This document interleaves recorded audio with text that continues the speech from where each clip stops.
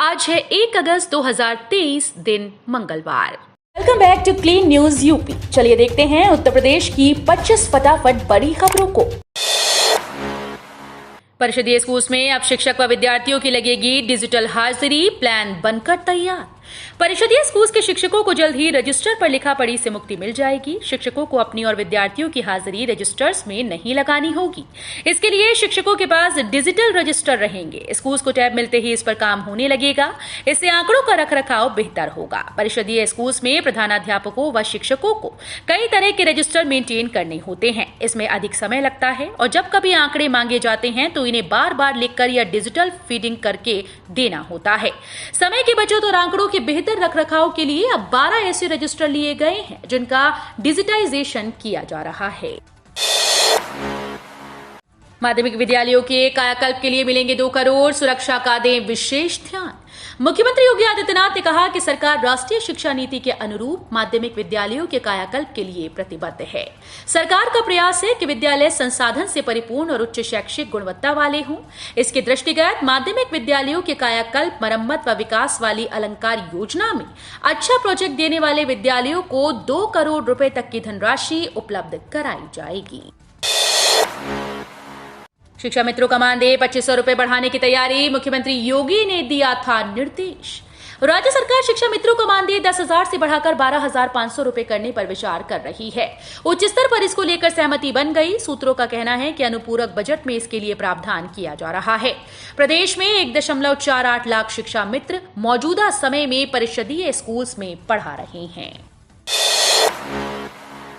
स्कूली बच्चों की फुल ड्रेस बैग के साथ फोटो होगी अपलोड, आधार बनवाने व खाते से लिंक कराने के निर्देश। प्रदेश के परिषदीय विद्यालयों के बच्चों के जूते, मोजे, ड्रेस बैग आदि के लिए हाल ही में मुख्यमंत्री ने पैसा डीबीटी किया।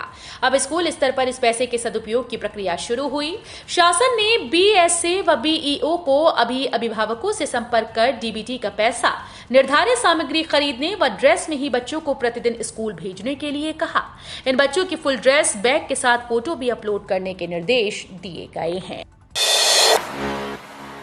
पीएम आवास योजना के लाभार्थियों को सौगात।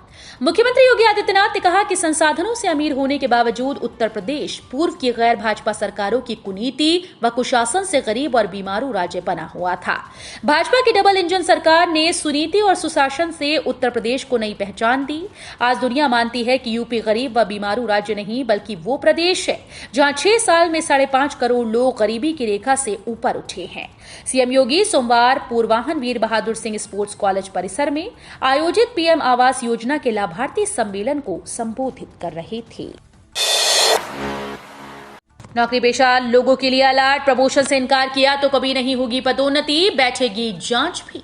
राज्य कर विभाग में बरसों से जमे कर्मचारियों पर सख्ती शुरू हो गई। विभाग ने प्रोन्नति कोटे को लेकर सभी कर्मचारियों से अग्रिम फोरगो मांग लिया। इसके तहत प्रमोशन से इनकार करने पर शपथ पत्र देना होगा कि भविष्य में कभी प्रमोशन की मांग नहीं करेंगे। साथ ही पदोन्नति से इनकार करने वाले कर्मचारियों की जांच भी होगी। इस संबंध में अपर आयुक्त राज्य कर मुख्यालय ओम प्रकाश वर्मा ने सभी अपर आयुक्तों को पत्र जारी कर दिया।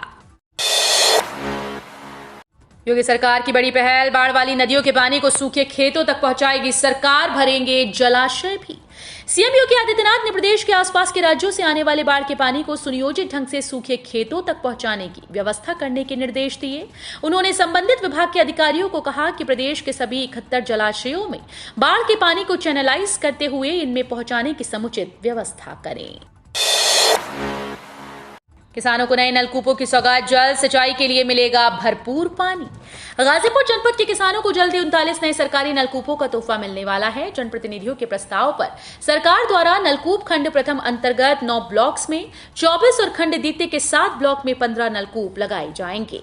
वर्ष 2025 तक ये लक्ष्य पूरा होने के बाद न सिर्फ किसानों को अपनी गाढ़ी कमाई की फसलों की सिंचाई में सुविधा होगी बल्कि फसलों की अच्छी पैदावार से उन्हें अधिक मुनाफा भी होगा। जन्मभूमि पथ पर कदम रखते ही दिख रहा भव्य राम मंदिर, निर्माण को भी करीब से देख पा रहे हैं श्रद्धालु। रामलला के दर्शनार्थियों के लिए श्री राम जन्मभूमि पथ खोल दिया गया। 566 मीटर लंबे व 100 फीट चौड़े आधुनिक सुविधाओं से युक्त इस पथ पर प्रवेश करते ही आसमान छूता मंदिर का शिखर नजर आने लगता है। साथ ही मंदिर निर्माण कार्य को भी करीब से देखा जा सकता है। राम जन्मभूमि पथ को भले ही भक्तों के लिए खोल दिया गया है, लेकिन अभी इस पथ के निर्माण का 20% काम शेष बचा है। इन बच्चों को प्रतिमाह 2500 रुपए देगी योगी सरकार। यूपी मुख्य बाल सेवा योजना के तहत जिन बच्चों ने अपने माता पिता या दोनों में से किसी को खो दिया है, ऐसे 18 से 23 वर्ष तक के अधिकतम 2 बच्चों को 2500 रुपए प्रति बालक बालिका आर्थिक सहायता दी जाएगी। ये धनराशि ऐसे बच्चों को शिक्षा प्राप्त करने के लिए राज्य सरकार देगी। जिलाधिकारी नीतीश कुमार ने बताया कि मुख्यमंत्री बाल सेवा योजना बेहद ही जन कल्याणकारी एवं महत्वपूर्ण है। वीडियो और ग्राम पंचायत अधिकारी भर्ती परीक्षा के नतीजे जल्द, 14 लाख को इंतजार। उत्तर प्रदेश अधीनस्थ सेवा चयन आयोग ग्राम विकास अधिकारी और ग्राम पंचायत अधिकारी के पदों पर भर्ती के लिए हुई परीक्षा के नतीजे अगस्त के महीने में कभी भी जारी हो सकते हैं। उम्मीद जताई जा रही है कि नतीजे अगस्त के पहले सप्ताह में वीडियो परीक्षा के नतीजे जारी होने की उम्मीद है।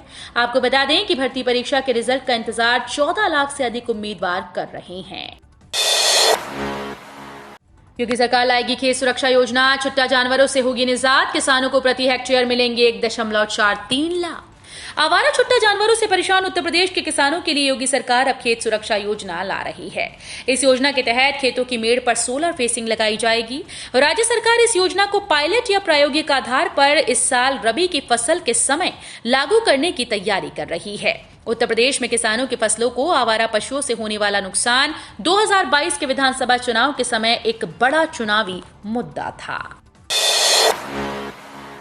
योगी बोले, ज्ञानवापी को मस्जिद कहेंगे तो विवाद होगा। पूछा, त्रिशूल मस्जिद के अंदर क्या कर रहा? मुस्लिम समाज आगे आकर कहे ये ऐतिहासिक गलती। सीएम योगी आदित्यनाथ ने सोमवार को कहा कि अगर ज्ञानवापी को हम मस्जिद कहेंगे तो विवाद होगा। भगवान ने जिसको दृष्टि दी है वो देखे ना, त्रिशूल मस्जिद के अंदर क्या कर रहा है? हमने तो नहीं रखे। ज्योतिर्लिंग हैं, देव प्रतिमाएं हैं, पूरी दीवारें चिल्ला चिल्ला कर क्या कह रही हैं? उन्होंने कहा कि मुस्लिम समाज को ऐतिहासिक गलती दुरुस्त करनी चाहिए। मुझे लगता है कि ये प्रस्ताव मुस्लिम समाज की तरफ से आना चाहिए कि साहब ऐतिहासिक गलती हुई है, उस गलती के लिए हम चाहते हैं कि समाधान हो। महंगा हुआ ई बसेस का सफर, 55 रुपए पहुंचा अधिकतम किराया। संगम नगरी में चल रही बसेस का सफर अब महंगा हो गया। ई बसेस का न्यूनतम किराया 10 की जगह 12 रुपए हो गया। अधिकतम किराया भी 50 की जगह 55 रुपए कर दिया गया। Prayagraj city transport services limited ने तत्काल प्रभाव से बढ़ी हुई दरों को लागू कर दिया। प्रयागराज में ई बसेस का संचालन 30 दिसंबर 2021 से शुरू हुआ। तब 15 बसें थी, अब इनकी संख्या बढ़कर 50 हो गई है। पल्लवी पटेल के बीजेपी में शामिल होने की चर्चा तेज। लोकसभा चुनाव 2024 को लेकर बीजेपी पूरी तरह से मैदान में उतर चुकी है और उत्तर प्रदेश में बीजेपी ने अपने मिशन 80 पर काम करना भी शुरू कर दिया। इस बीच यूपी के राजनीतिक गलियारों में चर्चा है कि समाजवादी पार्टी के विधायक पल्लवी पटेल बीजेपी में शामिल हो सकती हैं। वहीं सपा विधायक पल्लवी पटेल के बीजेपी में शामिल होने की चर्चा को लेकर अपना दल के कार्यकारी अध्यक्ष और योगी सरकार के मंत्री आशीष पटेल ने भी हैरान कर देने वाला बयान दिया है। ज्ञानवापी मस्जिद है, सीएम योगी के बयान पर स्वामी प्रसाद मौर्य का पलटवार, कही ये बात। स्वामी प्रसाद मौर्य ने सीएम योगी के बयान पर पलटवार करते हुए कहा कि यह मामला अभी विचाराधीन है। किसी भी जिम्मेदार नेता को मुख्यमंत्री को मामले के लंबित होने के दौरान ये बात नहीं रखनी चाहिए। ज्ञानवापी मस्जिद है, इसलिए ही ये मामला न्यायालय में गया है। अगर ऐसा नहीं होता तो ये मामला अदालत में जाता ही नहीं। अति कश्यप हत्याकांड में 10 अगस्त को तय होंगे आरोप, सेशन कोर्ट में ट्रायल शुरू। अति कश्यप हत्याकांड में 3 शूटर्स पर आरोप तय करने की कार्रवाई के लिए 10 अगस्त की तिथि तय की गई। सत्र न्यायालय में इस केस का परीक्षण शुरू हो चुका है। 13 जुलाई को विशेष जांच दल ने इस केस में 3 आरोपी लवलेश तिवारी, सनी सिंह व अरुण मौर्य के खिलाफ चार्जशीट दाखिल की थी। किसान पंचायत में जमकर बरसे राकेश टिकैत, कहा किसानों को कमजोर न समझे सरकार, जल्द करेंगे ट्रैक्टर मार्च। शामली जनपद के कांडला थाना क्षेत्र में एक किसान पंचायत के दौरान भारतीय किसान यूनियन के राष्ट्रीय प्रवक्ता राकेश टिकैत ने सरकार पर जमकर हमला बोला। भूमि अधिग्रहण गन्ना भुगतान किसानों पर फर्जी मुकदमे सहित अन्य समस्याओं को लेकर प्रदेश सरकार पर जमकर बरसे। थाना क्षेत्र के गांव डंगरौल में भारतीय किसान यूनियन के राष्ट्रीय प्रवक्ता पूर्व निर्धारित कार्यक्रम के तहत एक किसान सभा को संबोधित करने के लिए पहुंचे। गांव में पहुंचने पर किसानों ने उनका स्वागत कर ट्रैक्टर ट्रॉली से रोड शो निकाला। योगी के घर में बीजेपी को घेरने की तैयारी में कांग्रेस सामाजिक समीकरणों के साथ उठाएगी इन मुद्दों को। प्रधानमंत्री नरेंद्र मोदी को घेरने के लिए कांग्रेस चौतरफा रणनीति बना रही है। इंडिया गठबंधन के तले सहयोगी दलों के साथ भाजपा को हर सीट पर घेरने के लिए सामाजिक समीकरणों को साधने की कोशिश की जाएगी। समाज के सभी वर्गों को महंगाई और बेरोजगारी के मुद्दे पर साथ लेने की कोशिश की जाएगी। पूर्वांचल में भाजपा को घेरने के लिए कल्पनाथ राय की पुण्यतिथि 6 अगस्त पर मऊ से कार्यक्रम शुरू किया जाएगा, जिसका समापन योगी के गृह क्षेत्र गोरखपुर में किया जाएगा। आजमगढ़ में शिवपाल यादव बोले, इंडिया की मजबूती से भाजपा घबराई, 2024 में उनकी हार तय। समाजवादी पार्टी के राष्ट्रीय महासचिव शिवपाल सिंह यादव सोमवार को आजमगढ़ पहुंचे। नेहरू हॉल में आयोजित पार्टी की बैठक इतर मीडिया से बात करते हुए भाजपा पर जमकर हमला बोला। उन्होंने कहा कि 2024 के लोकसभा चुनाव में समाजवादियों और सपा कार्यकर्ताओं को संगठित कर हम मजबूती से चुनाव लड़ेंगे और उत्तर प्रदेश में भाजपा को हराएंगे।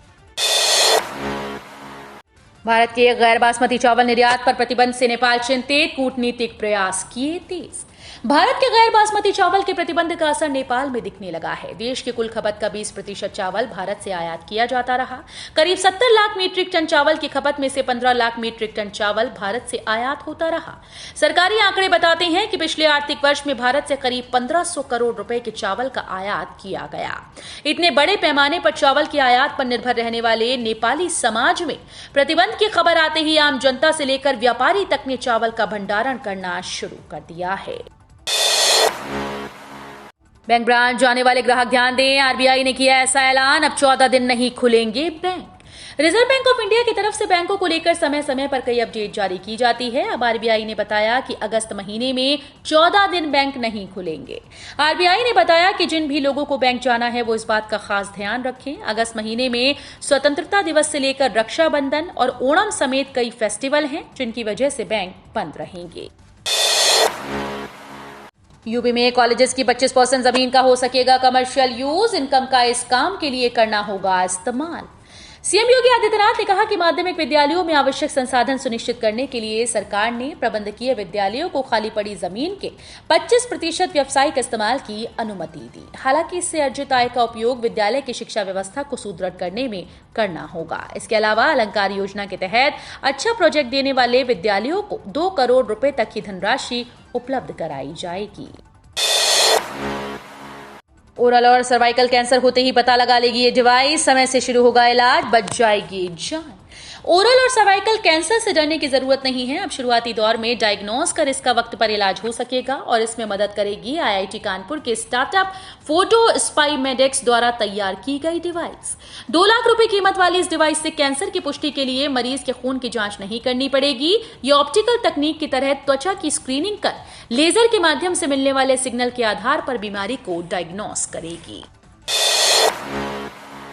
यूपी में रोज खराब हो रहे 1000 से ज्यादा ट्रांसफार्मर, 25 दिन में फूक गए 27,000। भीषण गर्मी और उमस ने बिजली निगम की तैयारियों की पोल खोल कर रख दी। जुलाई में औसतन रोजाना 1081 ट्रांसफार्मर क्षतिग्रस्त होने के साथ ही फूक रहे हैं। ओवरलोडिंग, तेल की कमी, केबल फॉल्ट और अन्य कारणों से क्षतिग्रस्त हो रहे ट्रांसफार्मर्स की वजह से प्रतिदिन बड़ी आबादी को घंटों बिजली नहीं मिल पा रही। इसकी वजह से पावर कॉर्पोरेशन को भी प्रतिदिन करीब 2 करोड़ रुपए की चपत लग रही है। तो ये थी आज की 25 फटाफट बड़ी खबरें। अगर आपको न्यूज पसंद आई हो तो वीडियो को लाइक और शेयर जरूर करें। धन्यवाद।